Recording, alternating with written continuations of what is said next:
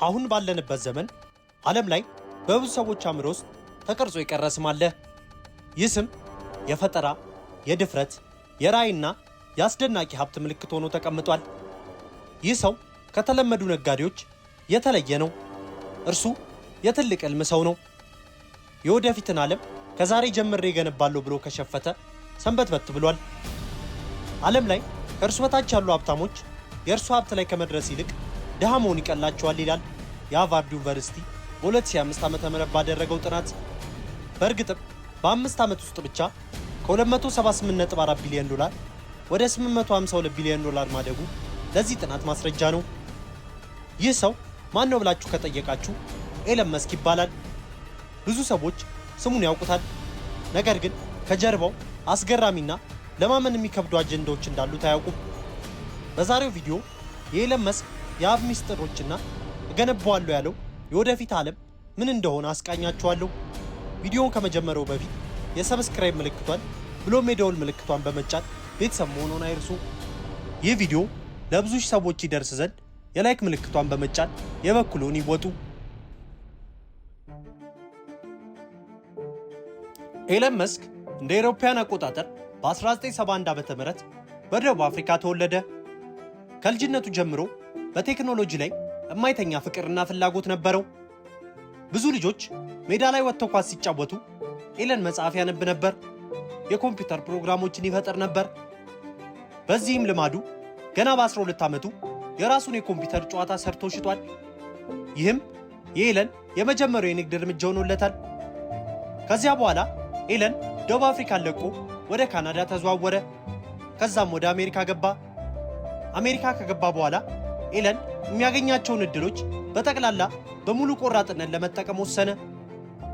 የመጀመሪያ ትልቅ ኩባንያውን ዚፕ2 ነበር።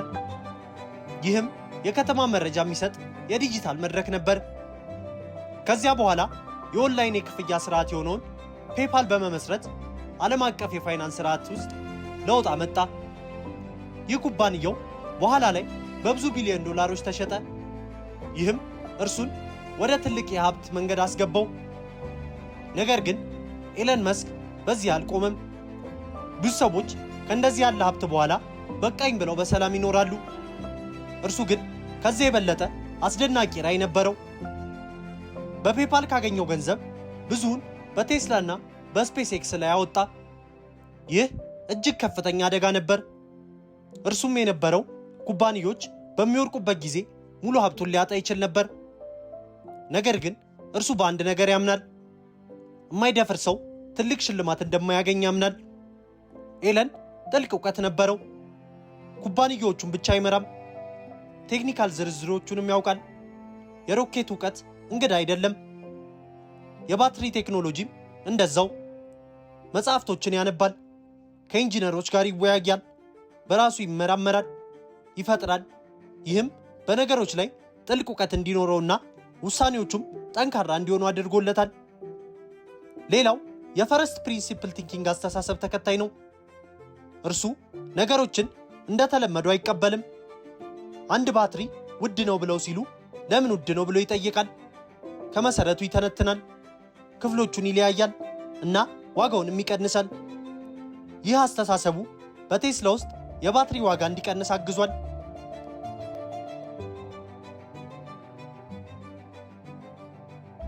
ኤለን መስክ በጣም ጠንካራ የሥራ ባህል ያለው ሰው ነው። በሳምንት ከ80 እስከ 100 ሰዓታቶችን በሥራ ላይ ያሳልፋል። ብዙ ጊዜ በፋብሪካ ውስጥ ይተኛ ነበር። የእርሱ የመሪነት ምሳሌው በቃል ብቻ የሚገለጽ አይደለም፣ በተግባርም የተደገፈ ነው። ሰራተኞቹ ሁሌም እርሱን ሲመለከቱት ከነርሱ በላይ እየሰራ እንደሆነ ያውቃሉ። የማይናወጥ ትኩረት አለው።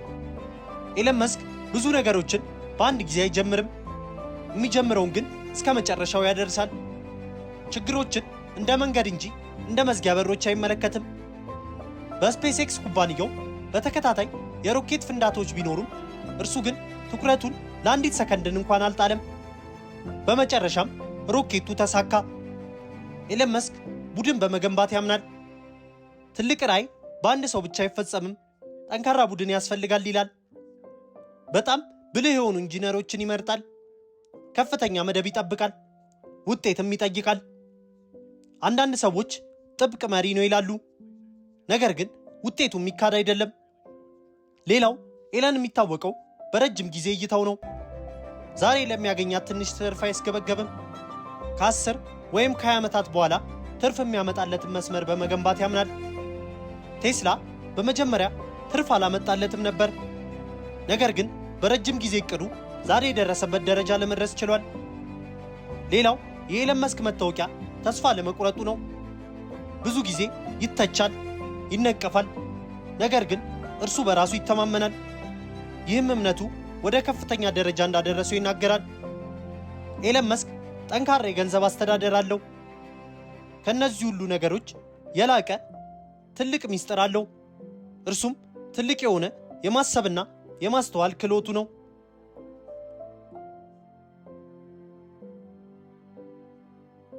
ኤለን መስክ ትንሽ ገቢ ለማግኘት አይሰራም፣ ኢንዱስትሪን ለመቀየር እንጂ። ለምሳሌ በቴስላ ኩባንያ ውስጥ ያደረገው መኪና መሸጥ ብቻ አልነበረም፣ የኃይል ኢኮኖሚዎችን መቀየር ነበር። በስፔስ ኤክስ ውስጥ ያለው እቅድ ሮኬት ማስነሳት ብቻ አይደለም፣ ሌላ አስደንጋጭና አስገራሚ ተልዕኮ አለው። እርሱም የሰው ልጆችን ወደ ሌላ ፕላኔት ወስዶ ሌላ ሕይወት እንዲጀምር መንገድ መክፈት ነው። ይህም ሐሳቡ ትልቅ ራዕይንና ትልቅ ሀብትን ይጠይቃል። ኤለን መስክ ሀብታም መሆን ብቻ አይፈልግም። እርሱ በልቡ ከገንዘቡ በላይ ያነገሰው ትልቅ ተልዕኮ አለው። እርሱም የሚያምንበት አንድ ነገር አለ።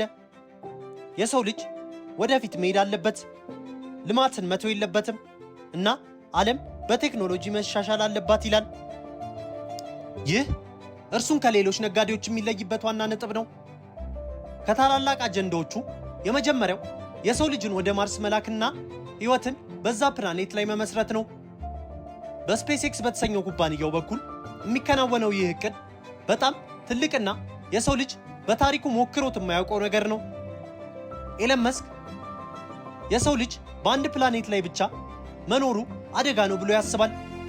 ከተፈጥሮ አደጋ፣ ከቴክኖሎጂ ስህተት ወይም ከሌላ ያልታሰበ ወረርሽኝ ቢከሰት የሰው ዘር እንዳይጠፋ ሁለተኛ መኖሪያ ያስፈልገዋል ይላል። በእርሱ ራዕይ ማርስ የሰው ልጅ ሁለተኛ ቤት ናት።